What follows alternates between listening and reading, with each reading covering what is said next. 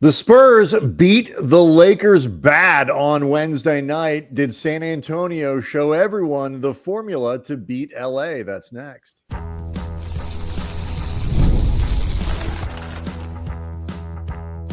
You are Locked On Lakers, your daily Los Angeles Lakers podcast, part of the Locked On Podcast Network, your team every day.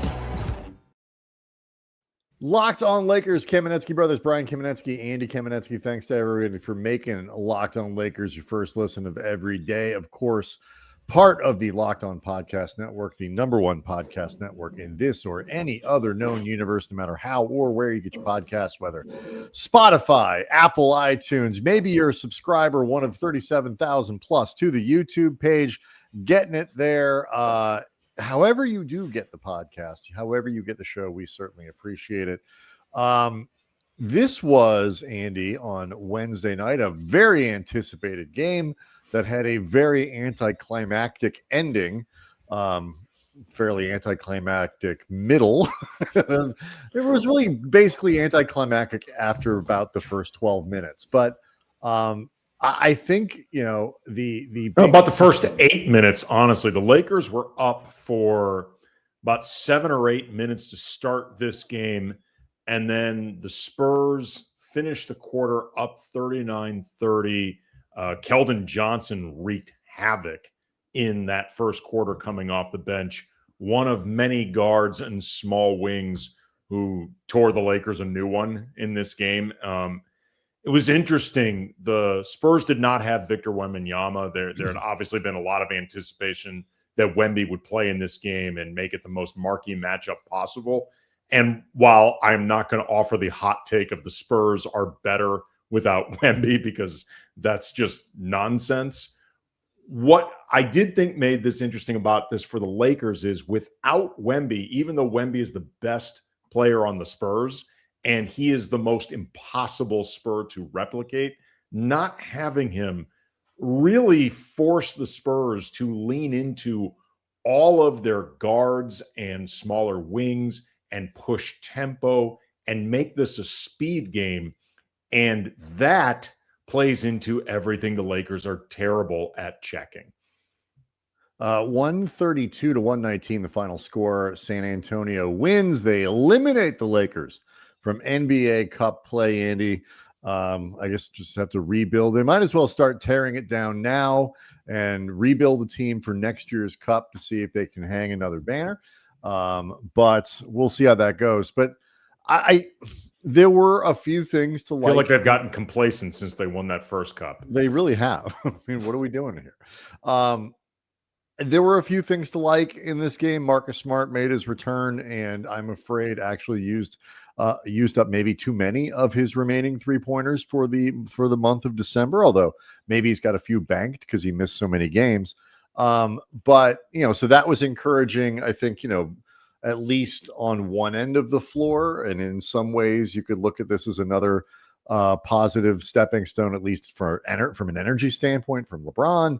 Luka got off to his typical hot start offensively, but the big picture, and I think the big takeaway for Lakers fans and for Lakers commentators and for Rich Paul is that this game really landed on the blueprint of the flaws that the Lakers have. They just looked slow in most ways against this team. And when they can't get to the line consistently, and in this one they didn't, outside of Luka, the Lakers really didn't get in the line. Austin Reaves didn't shoot a free throw until the fourth quarter.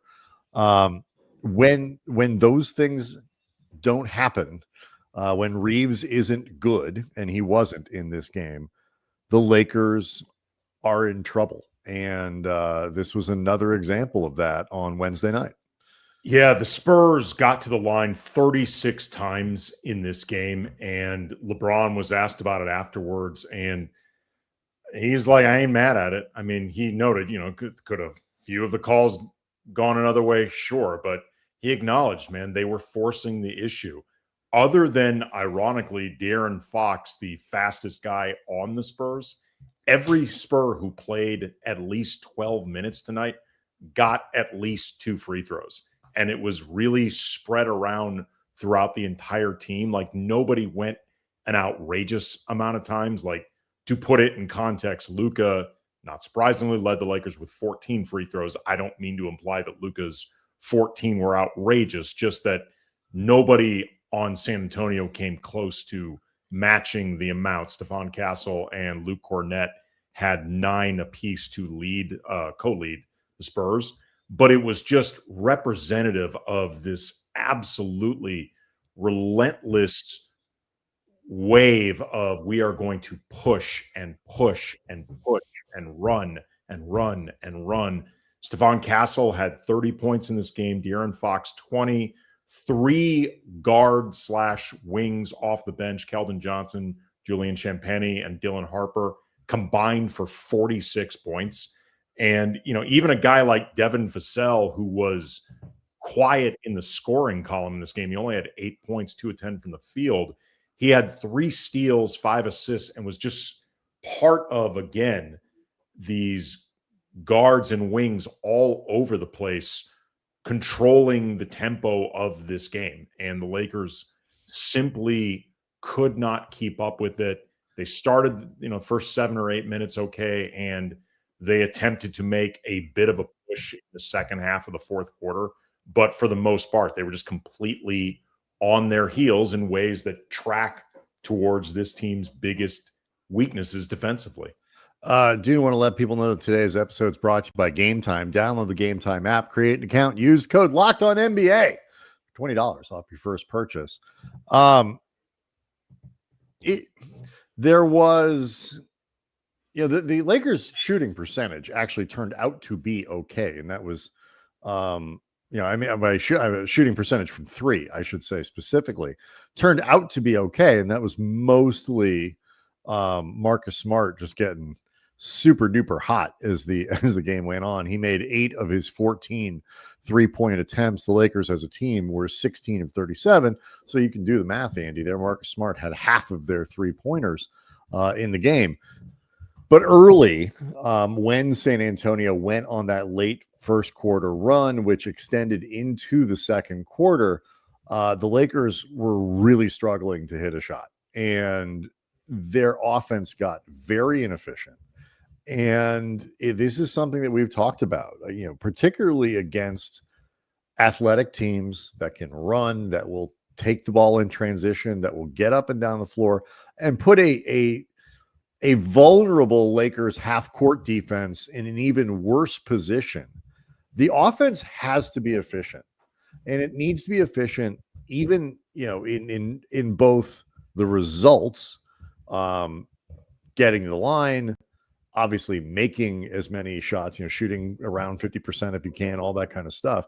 But at the very least, the shot selection and the shot balance has to be good, or they're going to find themselves on their heels constantly in games like this. And they cannot run with a team like San Antonio. And you mentioned in the beginning, Wemby not playing in this game changes the dynamic a little bit in terms of San Antonio doesn't go quite as fast. I think they leaned into their advantage here, but even when Wemby plays, they'll still run the Lakers out of the building if they kind of perform offensively like they did on Wednesday. They will, but at the same time, though, Wemby is a focal point that comparatively to what they had tonight will slow them down to some degree. He's somebody that the Lakers have had success defending. I mean, earlier in this season, sometimes also, to be perfectly honest, I think Wemby is still susceptible to bad shot selection himself. And I think often he will do some of the work for the Lakers defense. Sure. All I'm saying, I don't think you're wrong. All I'm saying is it sounds silly to say. The Lakers fans shouldn't be sitting back on this one going, well, just wait until Wemby is back. The Lakers will be fine. I think this game would have played out in a lot of ways very similar. San Antonio absolutely could have and probably would have leveraged a lot of those same unless there was a chance, and other teams are going to try to do the same. Yeah, unless there is a chance, and I say this only because we've seen the Lakers do this before. If they saw Wemby's absence as an opportunity to maybe lay back a bit, thinking this is a team that we've already beaten before when they had Victor Wembanyama, much less now they don't have him, and it allowed them maybe to lose some of their focus at the start of this game. In particular, I thought the shot selection in the first half was pretty bad at times. I mean, I think Luka and Austin were especially guilty of this. I would like to, you mentioned that balance that needs to be there.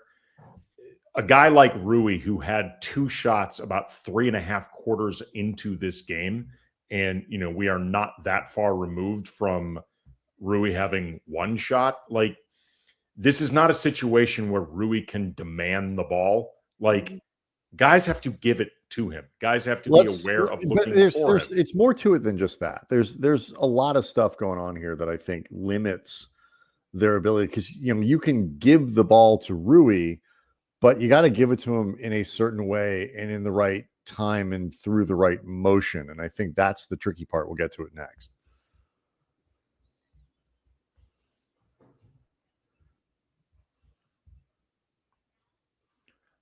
Locked on Lakers is brought to you by Gametime. The World Cup is coming to North America for the first time since 1994. 48 teams for the first time ever. It's going to be massive and also massively difficult to get tickets unless you're using Gametime and their app, which is clutch, giving fans a real advantage when it comes to snagging seats. With Gametime, you can track price drops in real time. You get alerts when great seats open. You buy tickets the minute they hit the app. It puts the power back in your hands and makes going to the World Cup realistic instead of impossible. Again, it's going to be a difficult ticket without Gametime.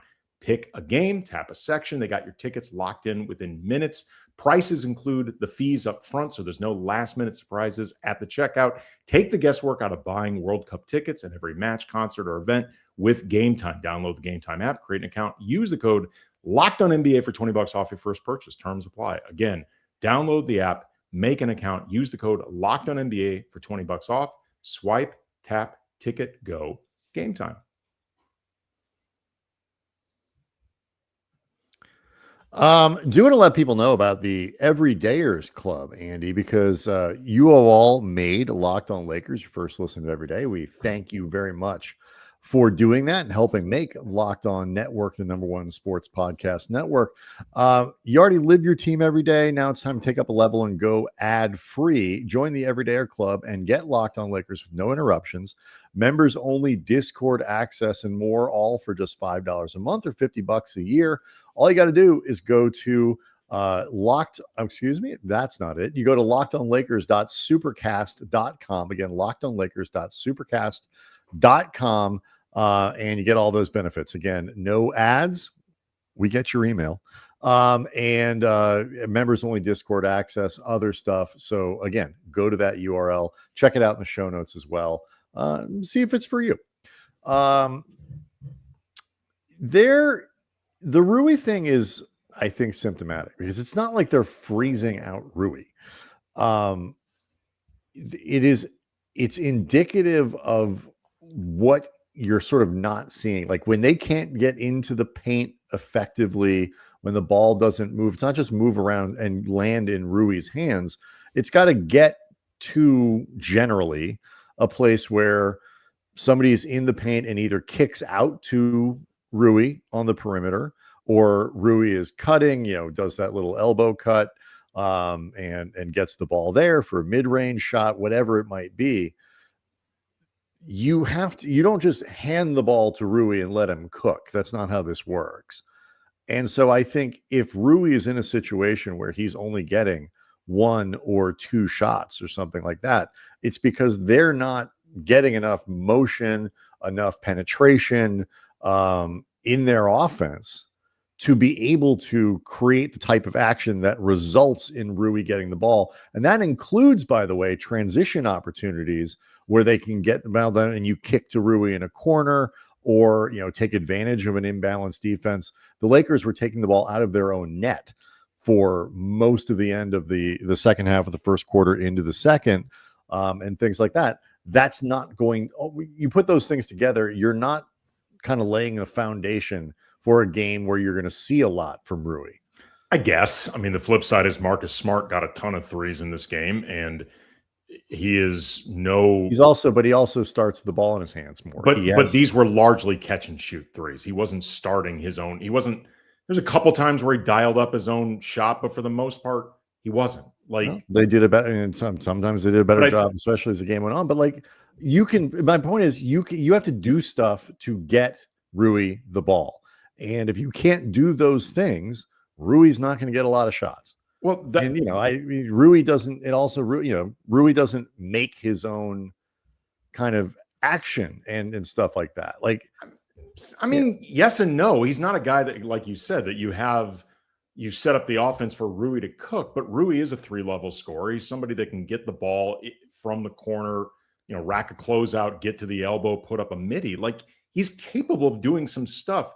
I am willing to bet, just like the game where he had one shot, if you go back to once the advanced stats come up, they're a little bit later on NBA.com. When you go to touches, I'm willing to bet.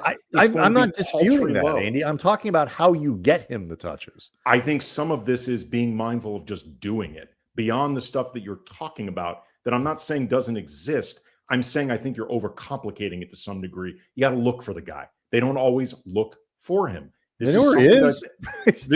But I'm just saying, then that makes it even more obvious, dude. This is not new. This is something that's gone on with Rui. Right. And I think, I'm wondering if the issue isn't they're not looking for Rui as so much as they're not doing the things on nights where Rui doesn't get the ball. They're not doing the things effectively that help make that happen. And it's more than simply, hey guys, we got to remember to pass the ball to Rui. He's over there. I think it is more complicated than that, and is symptomatic of other things that get problematic with the offense. Sure, but I think they are more connected, if nothing else, than you are. It sounds at least like you're talking about. Again, if they manage to find this many shots from Marcus Smart, or frankly, some of these guys finding them for themselves, they found a lot of shots for DeAndre Ayton that require a certain amount they come from much different spots, though. Right, but they still require some degree of action. They still require some degree of awareness. I don't think they are often aware enough of Rui, period. They're not, especially when Rui often plays with 4 other primary scoring options, which gets back to the whole he should be coming off the bench. Marcus, you're not going to get any argument from me on that. Should be starting the thing. And hopefully this game where he played 28 minutes and likely would have played 30 had it not been a fake comeback. And, I talked with Marcus during Tuesday's practice, and I asked him, has there been a discussion about or a goal of limiting your minutes? And his answer was, and I asked this specifically because you've theorized that you think part of the reason he has not started is an effort to keep his minutes down. And his response, if you take him at face value, was no. Basically, if they need me to play more minutes, I'm going to play more minutes. If they can find ways for me to play fewer, I'm going to play fewer. I don't see any reason. And if he can only play 22 minutes, 23 minutes a game, start him and play him 22 to 25 minutes a game. I think, I've said that since the beginning of the season. Sure. I know that. They're doing that, and they're trying to placate Rui to some degree. Right. Let me put it this way. I doubt Rui felt pretty placated tonight, even though Lawrence Tanner announced him with the starting 5. I think you could sell Rui on the idea of, hey, we can get you more shots coming off the bench because he ain't getting that many in the starting unit. He's just not consistently getting the amount that I think would frankly help the team. The Lakers are an interesting group offensively because it's not that they don't have anybody else who can score outside of their top 3, but they have the next best shot creator out of that group. Is it Smart? A guy who, can put the ball on the floor, Gabe.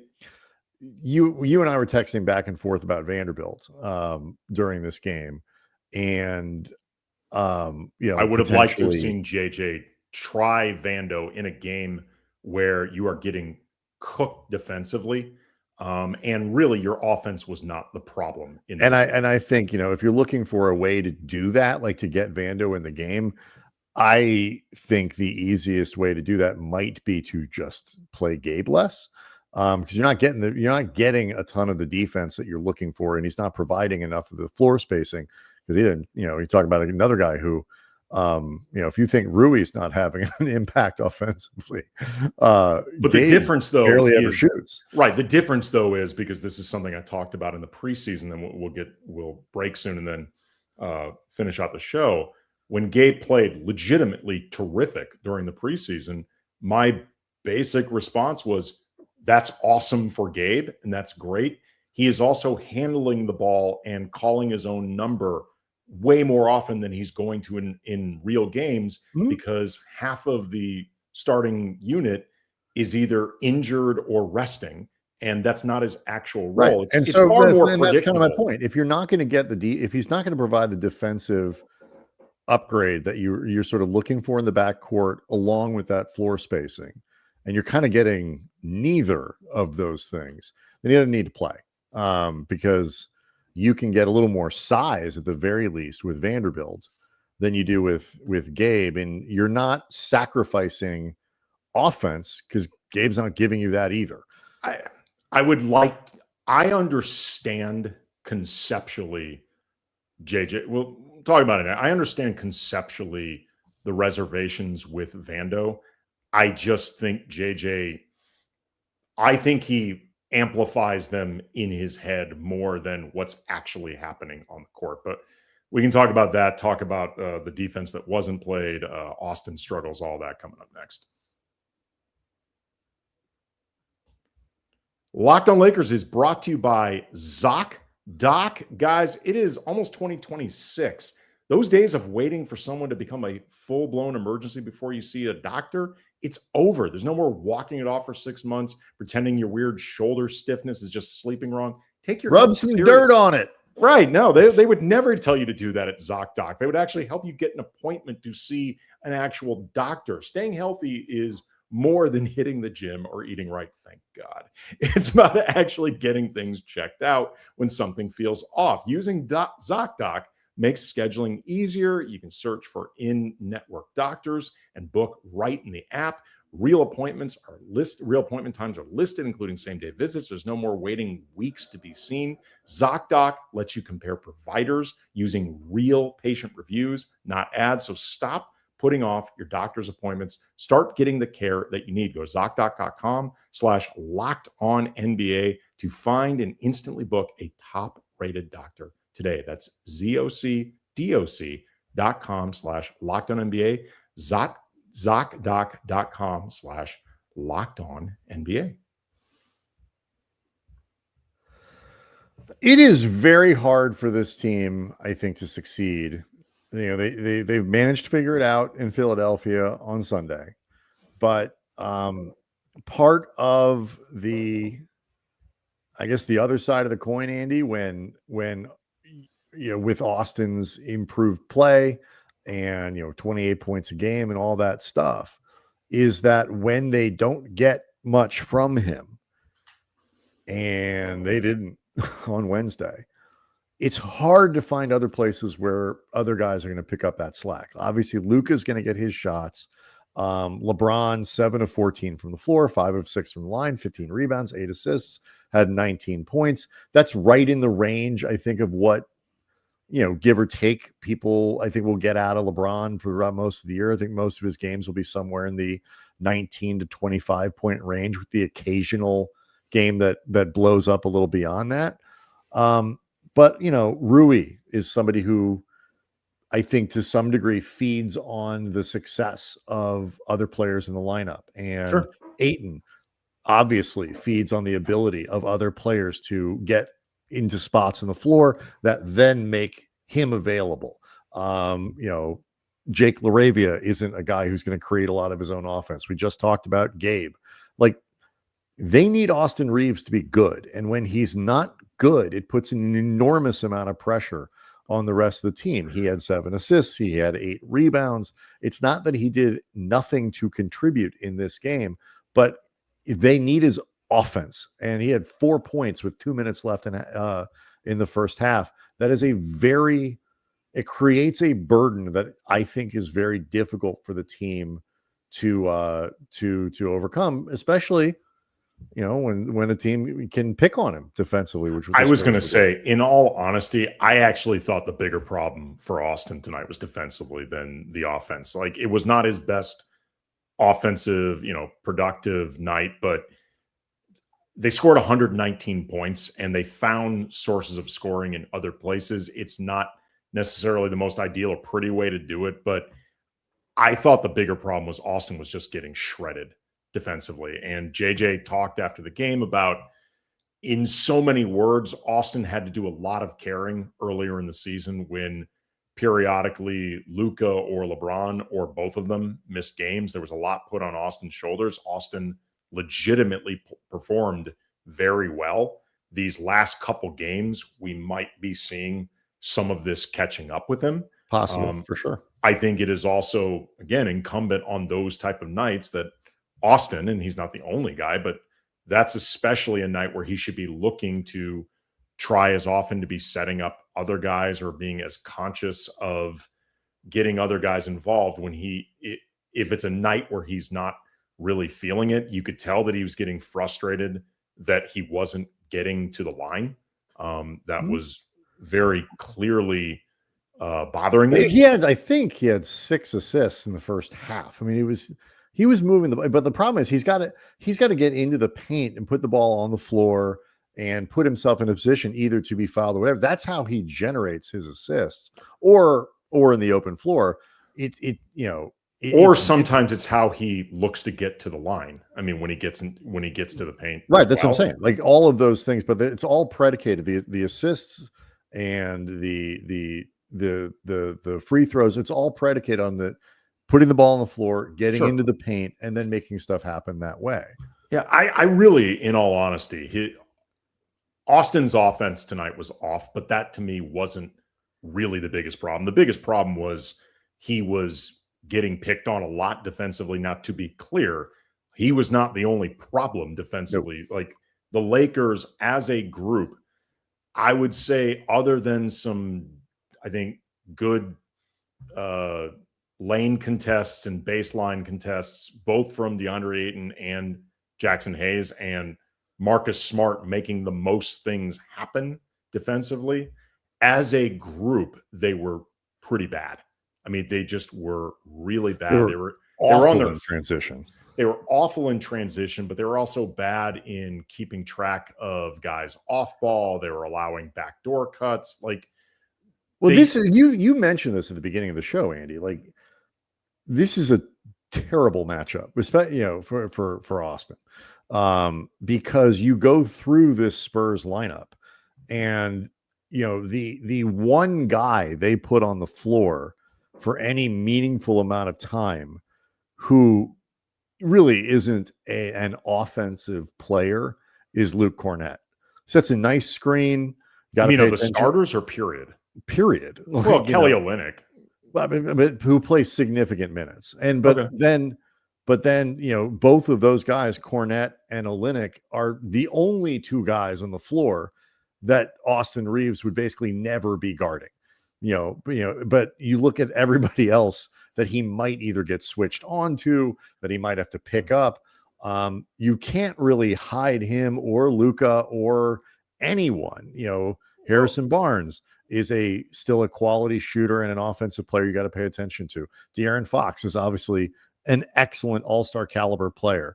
Vassell is a tough cover, and Castle is a. Well, it also gets made tougher too when JJ is insisting on a lot of these lineups where, for example, Rui is guaranteed to be guarding one of these guards or small wings, because you're not asking Luka to do it and you're not asking LeBron to do it. And DeAndre Ayton clearly is the wrong guy. It leaves Rui, and for all of Rui's defensive imperfections, and we've certainly been candid about them, he is often being asked not just to guard out of position, but guard ridiculously out of position. Yeah, like in ways that make no sense. Harrison Barnes, De'Aaron Fox, Castle, Vassell, Keldon Johnson off the bench is a tough cover. Champagny is somebody you got to keep an eye on because he shoots the ball very well. You can get into the paint a little bit. The Champagny twins are like, they are low-key, really solid role players. I've got both of them on my fantasy team. I'm very pleased. I have all the Champagnes. But, Dylan Harper is they've got a lot of dudes who are like under 6'8", who are very difficult to cover.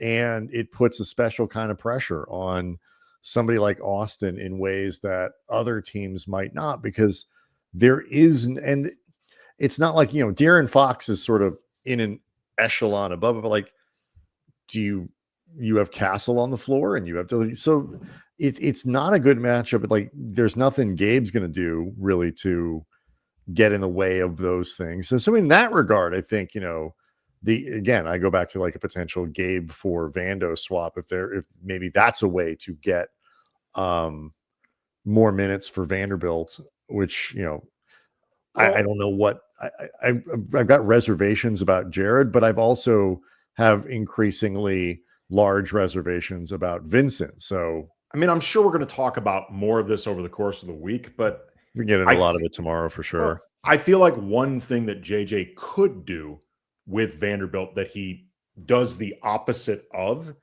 I would play Vando with as many offensive players as possible. So you can't, if nothing else, ignore him as easily. When he has played Vando, he's often played him with largely defensive players where his offensive questions become even more amplified.